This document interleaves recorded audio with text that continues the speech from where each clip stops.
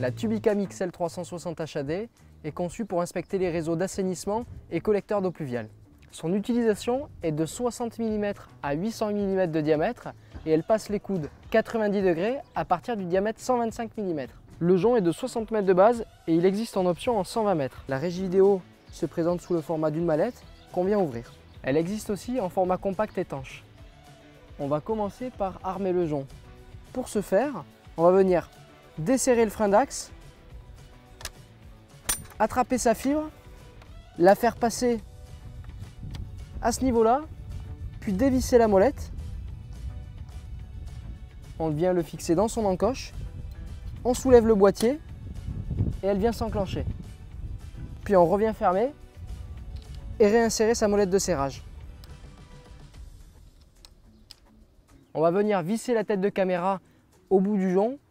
Celle-ci est rotative à 360 degrés, étanche jusqu'à 90 mètres sous l'eau, autrement dit 10 bars de pression, et son verre est en saphir, ce qui lui permet de ne pas se rayer. On vient simplement visser modérément jusqu'à la butée. On va venir brancher les cordons de liaison qui vont faire la jonction entre le touret et la régie vidéo. On va venir brancher le cordon avec 5 points au niveau du canal caméra 2 rotative, puis le visser. On fait de même au niveau du touret.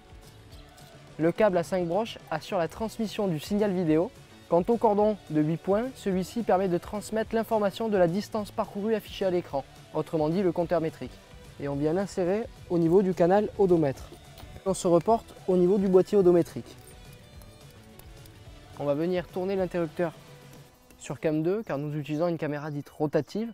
Il serait également possible sur le canal 1 de brancher une caméra axiale. Quant au cran vidéo, il permettrait de déporter l'image sur un autre écran. Le pack comprend 3 centreurs qui permettent de rehausser la caméra dans la canalisation, donc de 78 mm, 165 mm et 220 mm. Seul celui en inox est en option, qui permet d'avoir une envergure de 200 à 500 mm de diamètre. On vient ouvrir les volets d'écran. On va venir tourner le bouton sur On pour démarrer le matériel. Le matériel fonctionne sur batterie avec une autonomie de 7 heures ou bien sur secteur. L'interrupteur permet de travailler sur secteur ou en le basculant, de travailler sur batterie ou bien de la recharger. Lorsqu'on voudra charger le matériel, on pensera à tourner sur le cran charge. Le potentiomètre permet de réguler l'intensité lumineuse au niveau des LED pour s'adapter à la nature mais aussi au diamètre de la canalisation.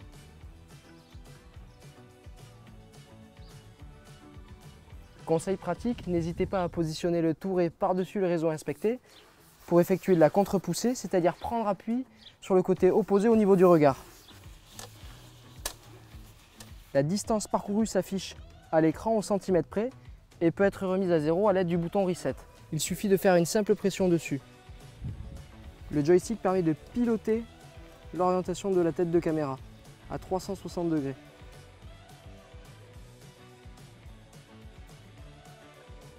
Les flèches assurent la fonction zoom et ce jusqu'à x8. On peut venir modifier le paramétrage de l'écran en venant ajuster à ce niveau-là, puis en naviguant, changer de mode, à savoir intermédiaire, standard, dynamique ou un mode utilisateur qu'on peut venir configurer. L'enregistrement se fait sur clé USB qui est fournie, qu'on vient insérer dans le port associé. Une fois la clé USB initialisée, le stockage restant vient s'afficher en haut à droite de l'écran. Pour lancer un enregistrement vidéo, on va appuyer sur le bouton REC ENR, puis une LED rouge va clignoter nous indiquant qu'il est bien en cours. Il est possible d'incrémenter des commentaires à l'aide du clavier Bluetooth qui apparaîtront sur les vidéos. Afin de prendre une capture d'écran, il suffit d'appuyer sur le bouton Lecture Play et le pictogramme appareil photo apparaît. Il est possible d'intégrer des commentaires audio sur la vidéo en branchant un micro-cravate juste ici, puis appuyer sur le bouton pour l'activer et rappuyer dessus pour le couper. Enfin, pour couper l'enregistrement, il suffit d'appuyer sur le bouton Stop. Pour accéder à l'interface, on va appuyer sur le bouton Menu, puis naviguer à l'aide des flèches afin de revisionner les enregistrements vidéo au format AVI ou nos photos au format JPEG. Elle se classifie par dossier journalier avec les dates. Le bouton ESC sortie permet de revenir un cran en arrière. On va sur les réglages pour aller modifier la langue, la date et l'heure.